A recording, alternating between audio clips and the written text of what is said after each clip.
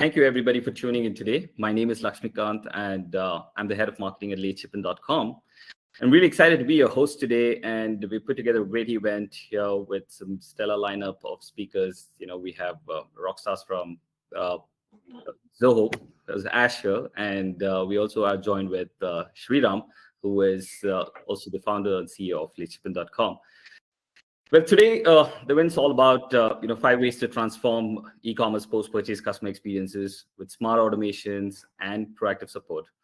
And as I just briefly introduced you all, we're in really great company today, and our speakers are here today with us to share some really great tips and tricks on how you can build a robust post-purchase engine, provide memorable customer service, and also enhance your shopper experience post-purchase.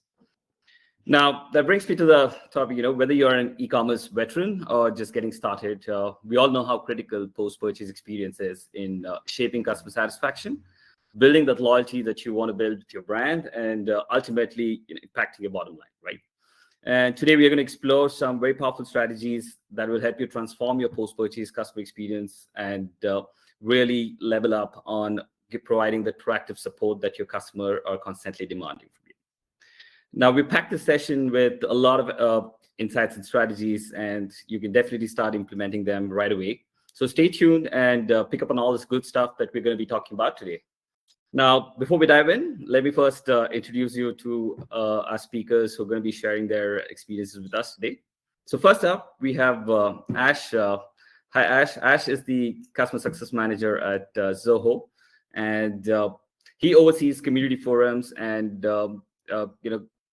something very interesting about Ash is he recently published his first book called Eternal Euphoria, and it's all about managing stress, anxiety, and way to happiness.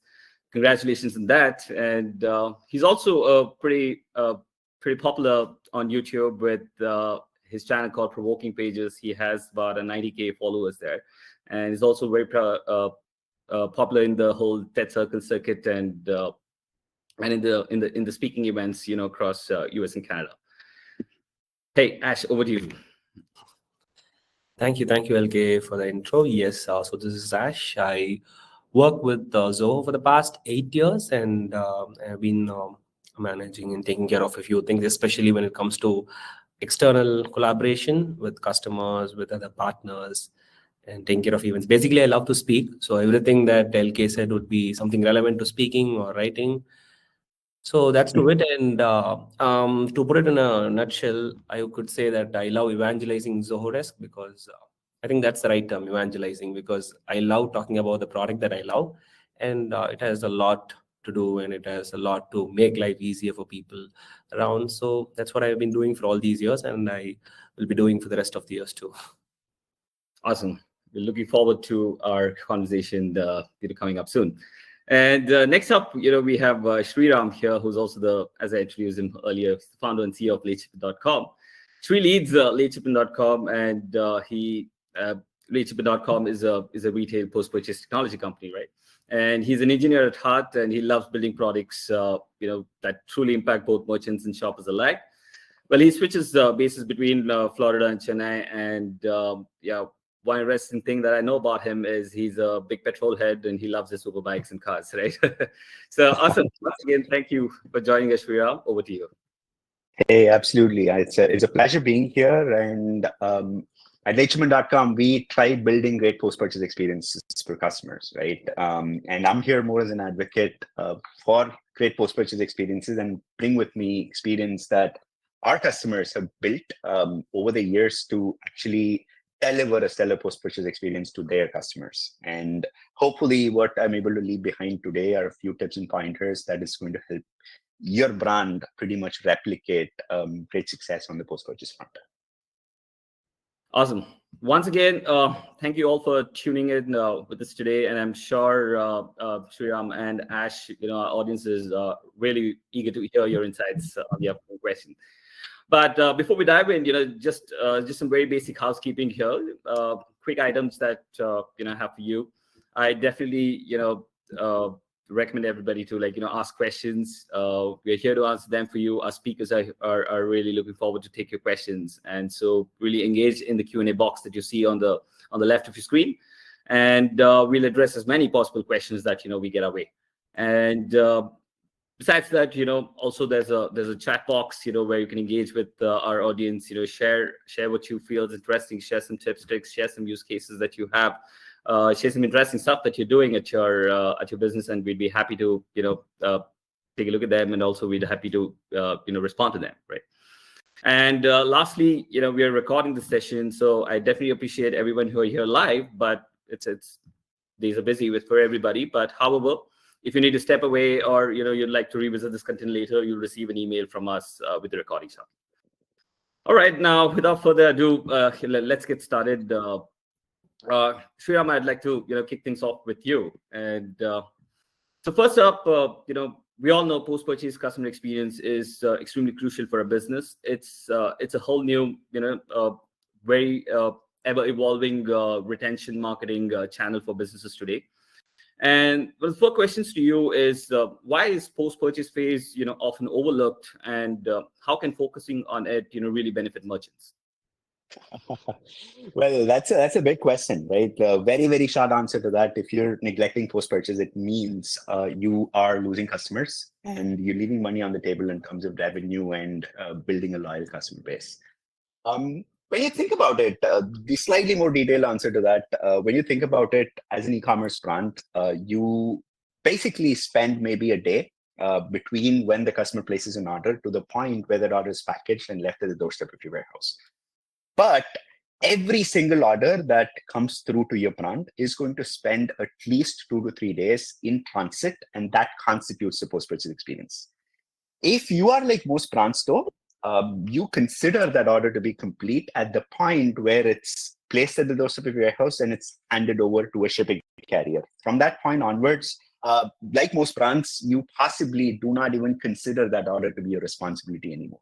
But then the 2-3 days that the order spends in transit, therein lies the opportunity for you to lose customers because of a bad experience, or stand between you gaining more revenue and maybe more loyal customers because you could be doing so much more during that 2-3 day window. And let's maybe think about it through like a couple of very simple examples, right? Maybe you order something from a brand and you're expecting it to be at your doorstep, let's say Friday. And Friday turns around, the product you just ordered is not delivered. The brand has absolutely done nothing wrong because they got it out in time. They got it shipped on Tuesday. It was supposed to spend 2 days in transit and then actually arrive at your doorstep on Friday. But then the carrier messed up. They were a bit late in handling that package, and it's going to show up only the following Monday. And as a brand, you absolutely have zero visibility here. You have absolutely no control over remedying things for your customers, and you have really no control over the experience that this customer is having. So the reality is that this customer, even though probably realizes that problem was caused by a shipping carrier, is in no position to forgive you as a brand, and is probably not going to consider shopping from you again the next time he has a time-sensitive order that he needs delivered. The second part of it, the same customer, right? Like research pretty much suggests, as a customer, when you buy something from a brand, the highest amount of engagement that you have towards that brand is when an order is in transit to you, because you're excited about the purchase, you're waiting for something to be delivered to your doorstep. You're almost acting as an evangelist for the brand, just because you're very happy about the product you just bought, right? But then as a brand, if you're not in a position to engage with this customer during that post-purchase phase, or maybe make the right recommendations to him, it means you're not really turning that attention to loyalty, and you're not really trying to maximize the amount of revenue you're able to get from that customer. So these are the things basically at stake. In fact, the very easy response to that question will be, hey, if you're currently not paying attention to post-purchase, we're about 3 months out from the holiday season. That is one of the areas you should be paying a little more time and attention to. Even the tiniest bit of improvements here could potentially help you achieve, meet, or exceed even the most optimistic targets you have for revenue, as well as customer retention and loyalty. Awesome. I actually want to pick up on one word there. You spoke about the anxiety that customers have, the frustration that it follows with, right? So, in fact, I can reflect upon one such incident that happened, right? So I was in Australia and I'd ordered something for my wanted to get something back home. it was a watch that I wanted to order for my wife, and I think, pretty much ordered it in advance with about 14 days in advance, but still the delivery date was supposed to be, well, comfortably, I should have received it. But then 6 days passes by. I was just going to be there for another week and absolutely no information. And I go on to Ozpost and this is what I see, right? So the update there is absolutely like, what, a week old, where it still says, order is in transit and absolutely no update. And I know I can relate to that. And that anxiety is very real, right? So it was all for nothing. I had to really return the product and get a refund. And I had to come back without a gift for my wife. But yes, moving on, speaking up on the keyword anxiety that you said, over to you, Ash. So what information do you really think businesses should make readily available during the post-purchase phase, particularly, when we're speaking about keeping customers informed to reduce anxiety, right? And I know it's really different with some critical, high-value shipments, and what can merchants really do in order to, pay particular attention to that as well. All right.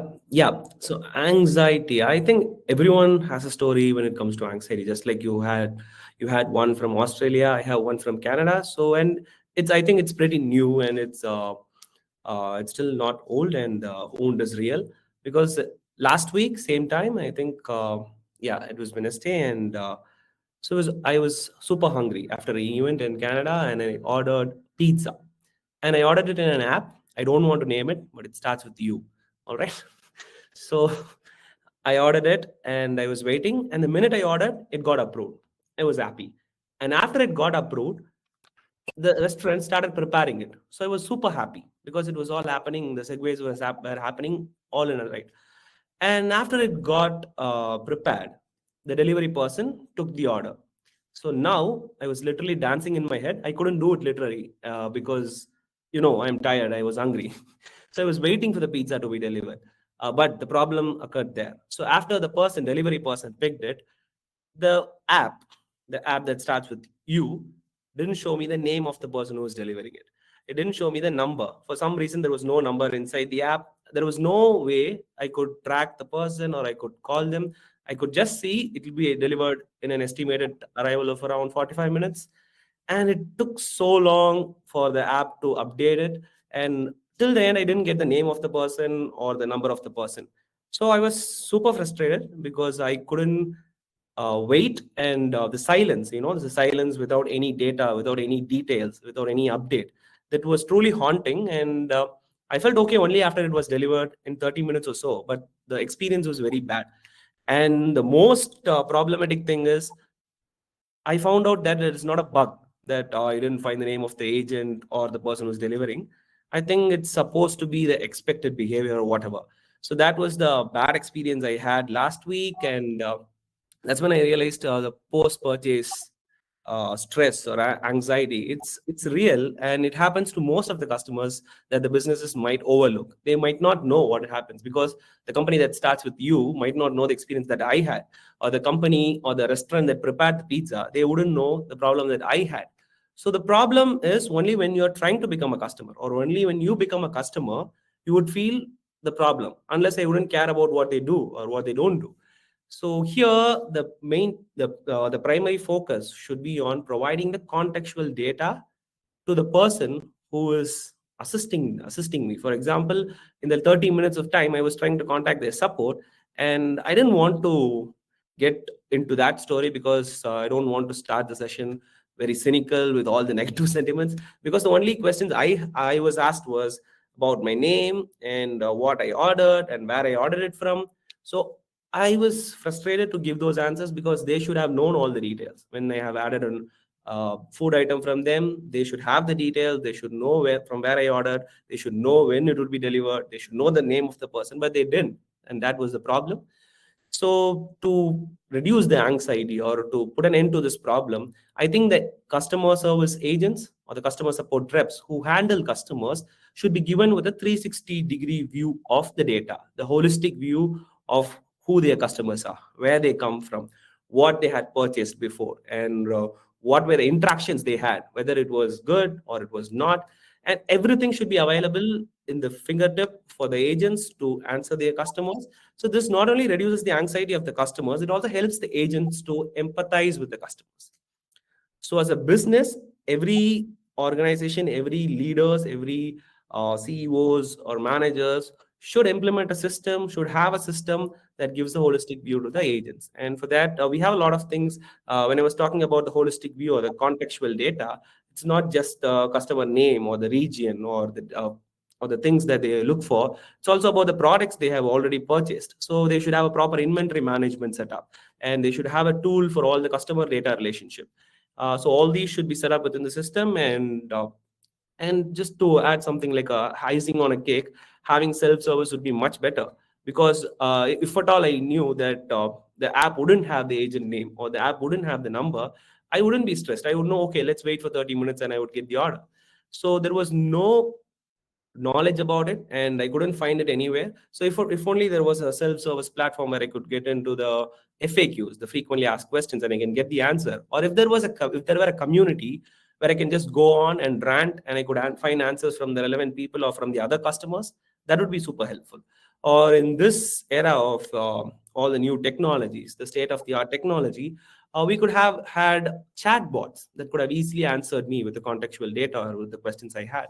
So these are different things like contextual customer data, inventory management, self-service are different things that a business should focus on to maybe keep the stress and anxiety of the customers at bay.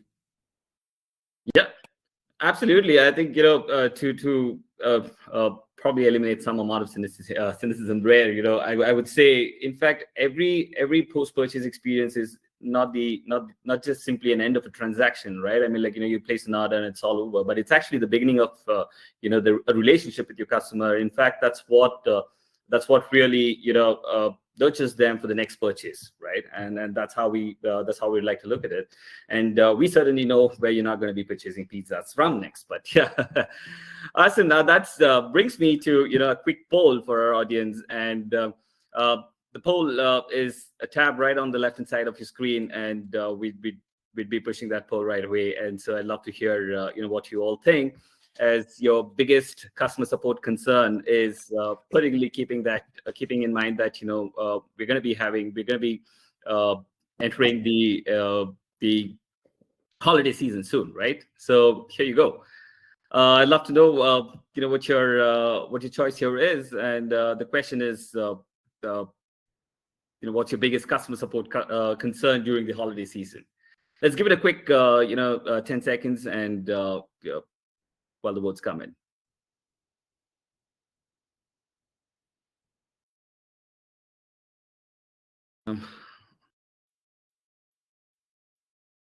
All right. There's a lot of split decision here, but I see that there are two things that are leading this particular poll, and it's definitely delivery delays, and the other is surge in Wismo inquiries. And both these options that the audience have picked, right? Particularly when we speak about surge in Wismo inquiries, sheds a lot of light on the amount of incoming support requests that businesses are going to be dealing with, particularly in the holiday season, where everyone's doing 30x the orders, right? 30% more increase in their online transactions and orders.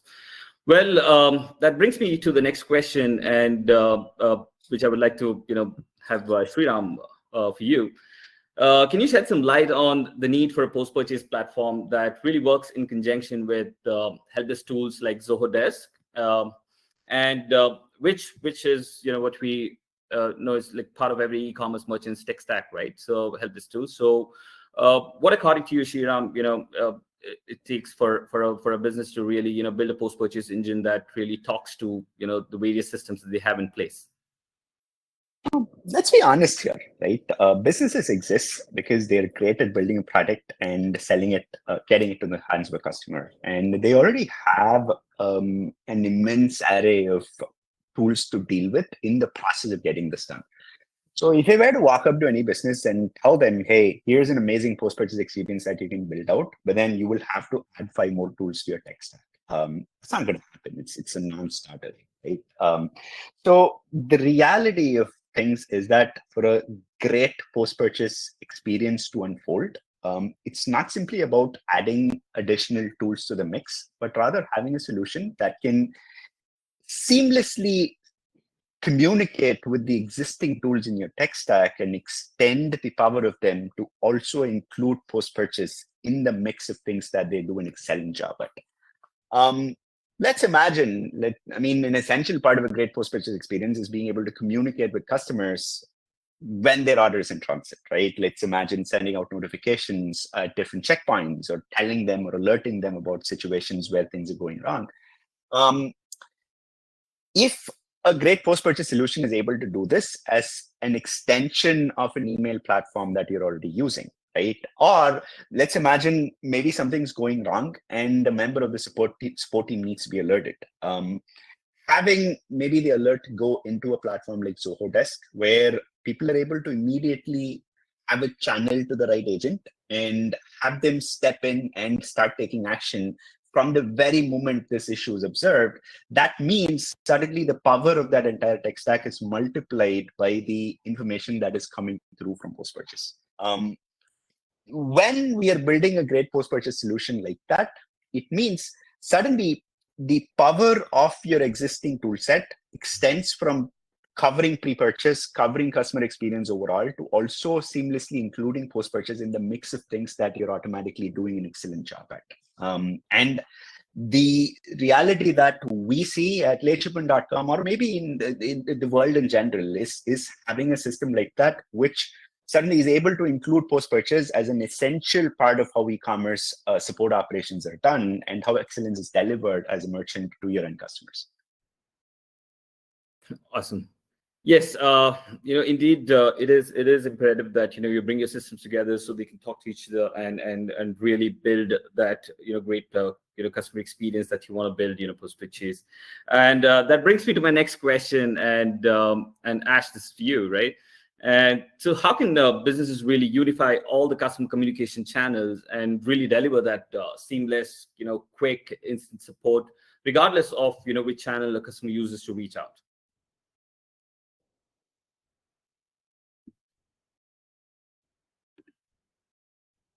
Hey, Ash, you might probably be on mute.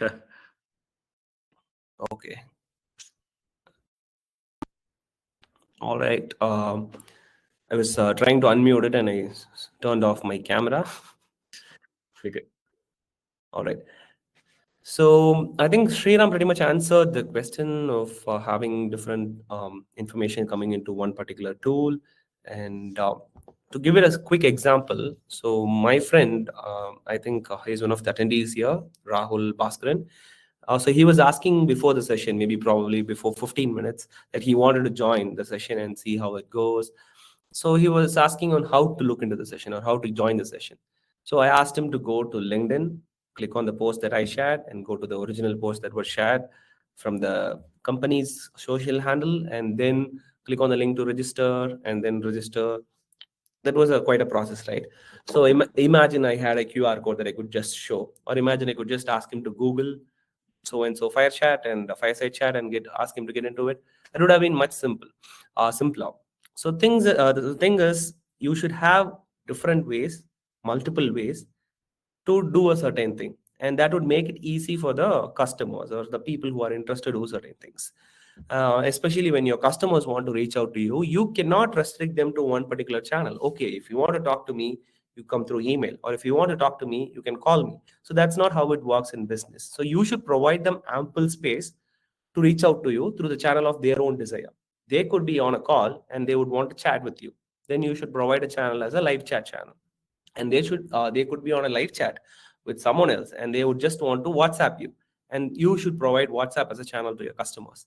So for that, we at Zoho Desk have provided different channels, the omni-channel support starting from email, live chat, phone call, WhatsApp, to a lot of other social tools like Facebook and Instagram, Twitter, X, and a few other social applications. And it doesn't stop there. We also have other applications like YouTube and Play Store. So let's say you create content and you want all your comments to get in as a ticket. You need not go to YouTube and look into the comments. You can get them all into one particular interface, one application. So basically, it's eliminating the manual work of navigating between different screens, different products. So rather than that, you connect them everything into one particular system, one particular tool. So that helps your agent to stay on top of all the escalation, to answer all your customer queries on time, quicker resolution, better resolution actually. So you can do all that when you help them with something, help them not waste their time on different application, not spend their time on navigating between them. So to do that, we just have to integrate all the different channels into your desk account, and you have everything in one place. You can take care of your customers, whether they come from X or whether they come from LinkedIn. Everything gets in here. You respond from the tool, and it again goes back to the original source, be it Reddit or YouTube or Play Store or App Store. And when it comes to post purchase, let's say there is a delivery, there is a delay in delivery, or there is a written order or something. For all those events, you could have a ticket created right away. So you need not wait for the mail, or you need not wait for the person to come and tell you there is a delay. You will know it beforehand when you get it integrated with the right tool. For example, when you integrate late shipment with Zoho Desk, you get notified on different event points. That is, whenever there is a delay in delivery, or if the shipment is lost, or if there is a return that has to be done. So everything is notified through ticket. And what's the advantage? When you have everything in the ticket, you can certainly gauge them. You can create reports based on it. You can have fields to update all the relevant information. So everything is data, and when you have enough data, you can have you can take a informed decision, and it also helps you to make your processes better going forward. So I truly believe providing omni-channel is no more an option or a preference. It's a must. It should be provided, and with products like Zoho, like late shipment, I think it is made easy for the customers today. No, absolutely. I think even the whole purchasing journey, when we look at, absolutely from the get-go, we see the number of touch points that customers have before they really make the purchase, right? I mean, just an example here, right? Like if I were to look at some of my friends' profile, and there's a great pair of kicks that he's wearing, and I find that on Instagram, and then that leads me to the brand's Instagram page, and then from there I probably are going to the website. I'm going to browse the product there, find the pair of kicks that I was looking for, I purchase it, and maybe or maybe I've just put it in the cart, and then I go back and find some reviews around it on multiple website that there are reviews about the kicks, and then I finally purchase it, right? So I think this is pretty much how shopper journeys have evolved, and this is the same expectation that they have when it comes to after making a purchase, the kind of experience that they really expect from a brand, right? So whether they are coming to your website, your app, or they're just interacting with you on your social channels, right? They expect you to hear them out. They expect you to address any critical issues that they have, and for all of that, it's really essential for brands to build those conduits with all the channels that they are operating on, and bring that unified view, and bring those tools, enabling your support agents to address these customer issues that are happening across different channels. Awesome. And very interestingly, of course, you mentioned it's all about very intelligently automating this, building these conduits, and putting systems in place that can manage omni-channel support. And that actually leads me to the next poll, which is very interesting around what the role of AI in customer support today, right? And I know we all have a lot to speak about on that front, but then before we get to the questions, quick poll for everybody here, right? So again, go over to your left on the left of your screen, and you should be able to see the poll that is getting pushed right about now, right? Let's again just give a quick 10 seconds, and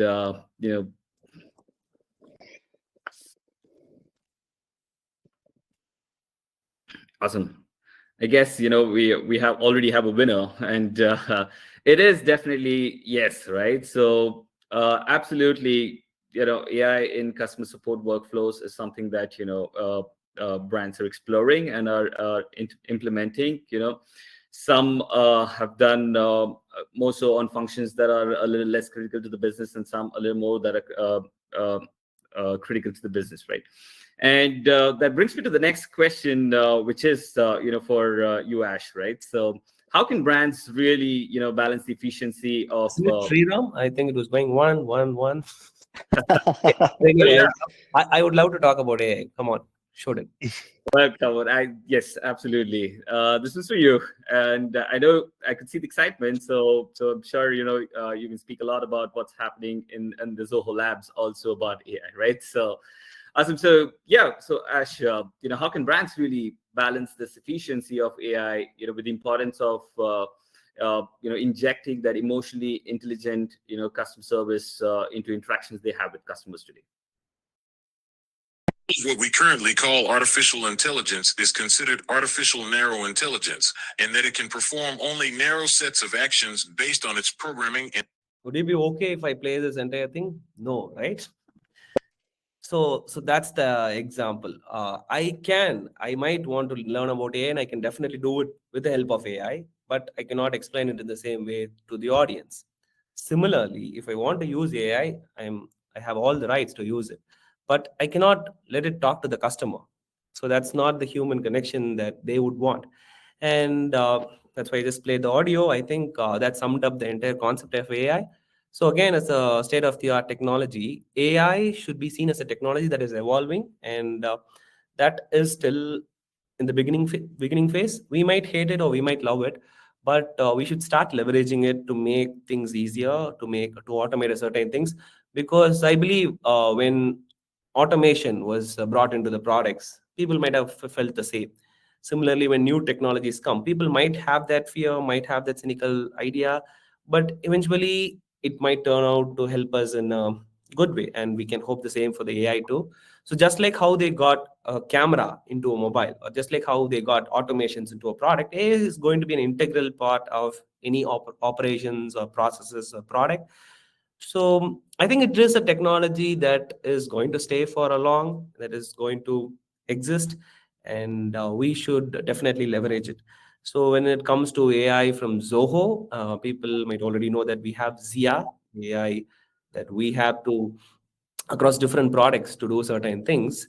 As I've already told you, I could have learned about AI from AI, but I cannot use AI to teach it to other people or talk about it to other people.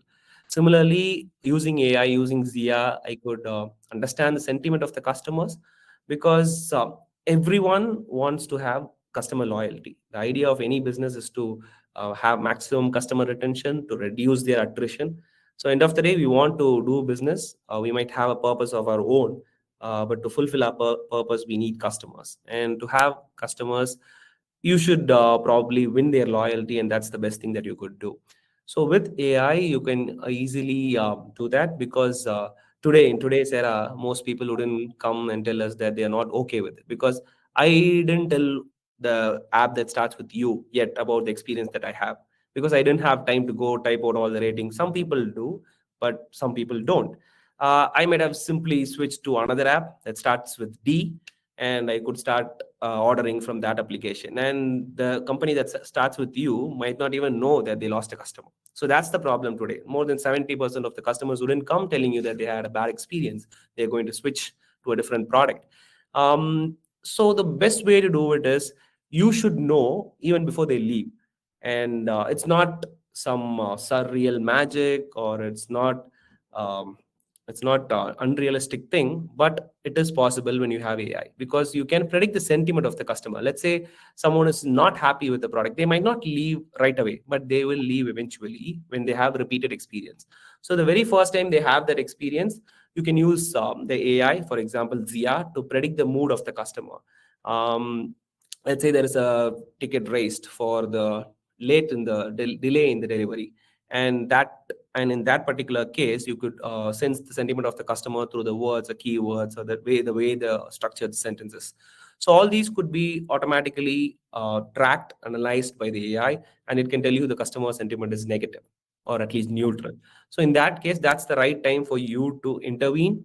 And you can even set up automations where, let's say, if the sentiment of the customer is negative, then you assign those particular cases. You put all those cases to an agent who is good with customer, who has a better product knowledge, who is really a great pro in handling customers. So maybe you can do that to provide the best experience to the customers. So the agent knows that the customer comes to them or not really happy, they can put an extra effort, they can take all the steps they need to retain their customer, So this way you will have maximum customer retention, and you will have maximum customers, and not just customers, you will have their loyalty. So they'll be repeated customers. They'll be purchasing your product or renewing your product over and over. So this is just one example of using a sentiment analysis. You could probably use different tools. That is, ideally, AI is a technology using which you can find customer touch points. You can find different data points on how to retain their customers, and you can use them, and you can use those actionable insights into your product, into your system, into your process, and you can make what is possible to retain the customers. And probably just one more thing, you could also use AI in the self-service I was talking about. So when you use AI in the self-service, it can definitely help your customers to automatically answer the questions, answer whatever doubts they have. And when you do that, actually, let's say we are a team of five different agents working for the product as customer support representatives. When the self-service is done, implemented in the right way, when there is a proper knowledge base, proper FAQ article, when there is a proper community and proper bot setup, I can probably cut around 60 to 70% of the customer queries. And what does it give me? It doesn't mean that I have to interact less with customers, but it improves the quality of the interaction. I can interact better, and it helps me to win their loyalty because I spend enough time with them. I only go to attend queries that are really complex, and I also build the self-service better. So the more cases I get, the more complex ones I attend to, I can make the self-service better. So this is like a loop that self-service makes your customers happy and they buy your product, and buying your product makes your business bigger and making your business go worldwide, and that would give you the happiness. So it's like a happiness loop, like a butterfly effect. Absolutely. This almost amplifies every call that we get onto with merchants, right? So it's oftentimes it's the same. Like merchants want to stay in control, particularly when things are going wrong in the post-purchase phase, because they're working almost all the times they're working with third-party partners, shipping vendors, 3PL partners, and many moving parts in the post-purchase phase, which puts them in a position where they feel they're not in control of the whole experience, as much as they were with their shoppers experience on their store, right? And it's all about extending that brand's promise of a great experience into the post-purchase phase, which makes it very essential for them to start looking out for solutions and great customer support help desk tools, as well as post-purchase tools to stay in control of that, right? And that's certainly what you touched upon, and then it really is it's nice to actually know that there are systems in place which puts the merchant back in control of these situations, and that's what's really giving the edge to a lot of brands today to stay ahead of their competition, right? Now that really brings me to the next question. That's for Sriram. And Sriram, as we were saying, it's all about anticipating customer needs, really having that visibility into particularly the post-purchase phase when things are oftentimes going wrong, with delays, weather conditions being bad, etc. Right? Now, how can really delivering such exceptional post-purchase experiences when brands are, of course, were wanting to deliver such exceptional post-purchase experiences, how can brands really anticipate customer needs, stay really ahead of these problems, and proactively, of course, address these issues? We were talking about AI, right? Like, so let me just build on that, especially what Ash was just talking about. Oftentimes, when it comes to leveraging AI, especially when it in parts of your business, the reluctance is often regarding outcomes, right? Like, hey, I'm going to be replacing a human here. Is my outcome using AI going to be as good as what the human was able to generate in this area? Or what are the systems and processes I need to change to accommodate AI taking over some functions in my business? The good news is that as far as post-purchase is concerned, you really do not have any of those considerations, because often when you're considering bringing in AI on the post-purchase front, it is not replacing anything at all. It is probably your first tool in getting better at post-purchase, right? And when I mention post-purchase, that spans a very wide area that probably is a gaping hole for your business as far as decisions are concerned.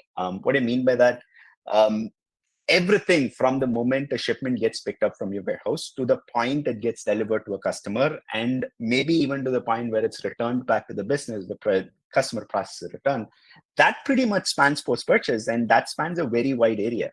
Let's think about some of the decisions that you could probably be taking here, right? Like, hey, when should I be notifying a customer about a shipment that is in transit? What are the different checkpoints that I could be communicating to the customer to ensure that my ticket volumes are reduced because the customer doesn't have anxiety anymore? At what point should I inform a customer about something going wrong with his order? Maybe something's running late, something's damaged, right?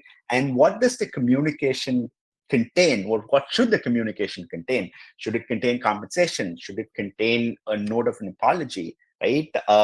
At what point should a customer support agent be alerted? Is it for a high value order? Is it for a customer whom I'm at risk of losing because of that bad experience?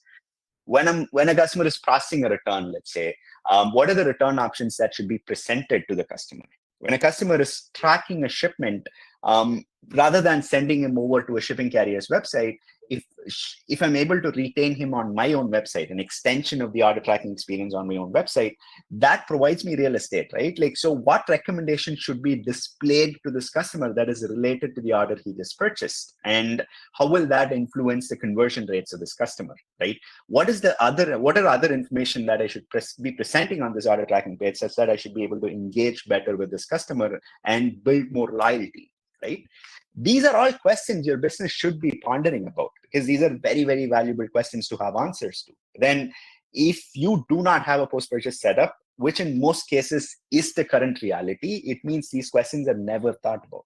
So having AI come in, basically have a system that is able to take over complete responsibility for your entire post-purchase, means suddenly not only do these questions have great answers, but the benefits that are derived from having great answers to these questions directly get passed on to your business. So suddenly you're looking at maybe 70% less Wismo tickets, right? Suddenly you're looking at a 6 to 7% increase in conversion rates from customers who purchase product recommendations that are shown to them on an order tracking page. Suddenly you're looking at returns that are often transformed from a refund to a exchange or maybe a store credit, right? Suddenly you're in a position where support agents are able to step in and mitigate a bad situation from getting out of hand even before the customer notices a shipment is delayed or lost in transit, right?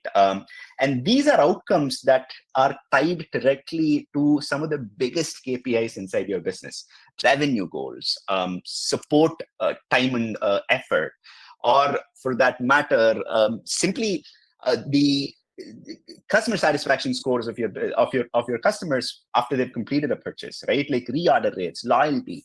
So if at all you are even having the slightest of doubts about bringing solutions in to help you on the post-purchase front, it's a no-brainer, in fact, because not only do solutions exist that is going to do all these things for you, but these solutions, especially when you involve AI, are going to be self-functioning and often function in the background without you having to move a muscle or even spending any time or effort on the post-purchase front, and that's a win-win.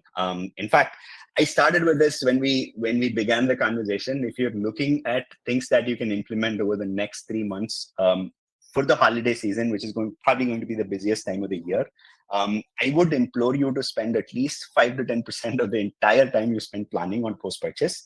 And you can review the results maybe after the holiday season is done. You'll probably find that the maximum benefit that you got out of the entire preparation came from the time and effort you spent on post-purchase. It doesn't have to be a fancy solution. It doesn't have to be AI that takes over everything post-purchase, but even the tiniest bit of automations and the tiniest bit of time and effort that you spend on plugging the gaps that exist on your post-purchase front and making things a tad bit easier, making that experience a tad bit pleasurable for customers is going to go a long, long way in making your business have an exceptional holiday season ahead. Awesome. I think with all the insights that both of you were dropping, we lost a little track of time, but in view of that, we're going to make this quick. So that brings us to the Q&A section now. And we have a few questions that have already come in, but while we're going to take that, let me just quickly remind you all, there's a Q&A tab here where you can drop in your questions. And for our panelists, and we'll be more than willing to take that up. One of the questions that came in, which I think I can direct to both of you, and I think is extremely important, that our audience really know about, is this one, right? So how can someone really get started with all of the strategies that you spoke about, and where should one really start, and how can they go about it, right? So I think that's a very important question here, where this is for both of you. So Ash, would you like to go first on this? Yeah.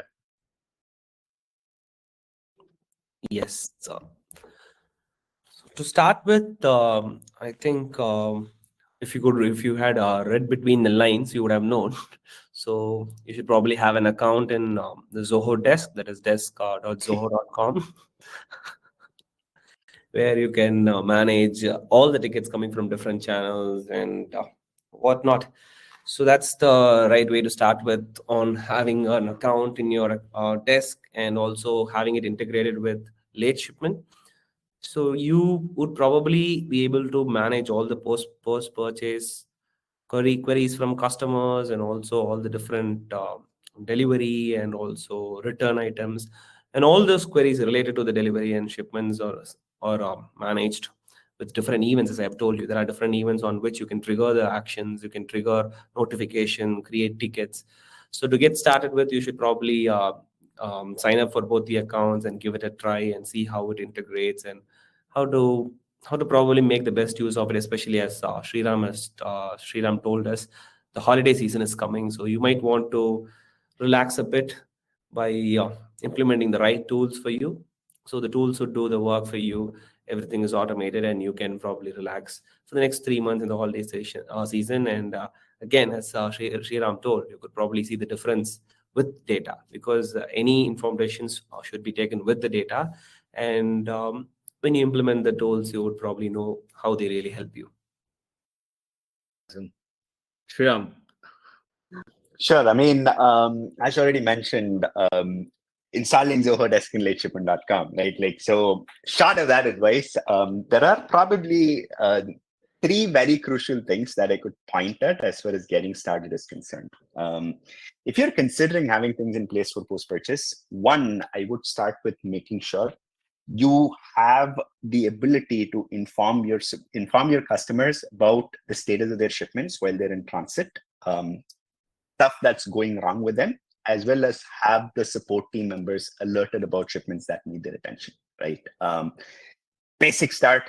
The second part of it, if you are making customers go to a carrier's tracking page for tracking their shipments, it's a no-go, because you're getting nothing in return for it. Make sure the tracking that customers do, which happens 5 to 6 times for each order in transit, happens on an extension of your own website. A tracking page that represents your brand is an extension of your brand and is able to give more value to customers, give more value to your business in terms of recommendations, give more value to customers in terms of content and branding. And thirdly, if you are helping customers on the post-purchase front, and if you're delivering orders to customers, ensure that the entire experience from the point a shipment is picked up at the doorstep of your warehouse to the point where it's delivered to the customer, even though there are going to be points where you're not in control of the shipment, you're still in a position to assume responsibility for outcomes, right? Customers completely understand the fact that things may go wrong, but then customers do not empathize with a brand or with a merchant who does not make things right for them after things have gone wrong. So just these 3 things is going to be a great start, and you don't need fancy tools to make this happen. Even digging through your resources, putting in the muscle power of people already in your business just to make these things happen is going to be enough. But then the value that you derive from it is going to be outsized, such that you can maybe look back at it at the end of the holiday season and consider more sophisticated solutions that can automate all this for you. Awesome. Thank you all so much. And all right, that pretty much brings us to the end of the session here, and I'm going to wrap things up for you all. Thank you all for tuning in, everybody. I really appreciate you all being here with us, and we really hope that you got some very valuable information from our talk today. You can certainly connect with our speakers, with the contact information that you see on your screens. And we shall also drop that in the chat box. So keep an eye out for that. And once again, thank you, everybody. Take care and have a great rest of the day. Thank you. Thank you. Thank you. Thank you all for joining. Thank you, LK, for hosting, and Sriram for sharing the space. Awesome. Thank you. All right.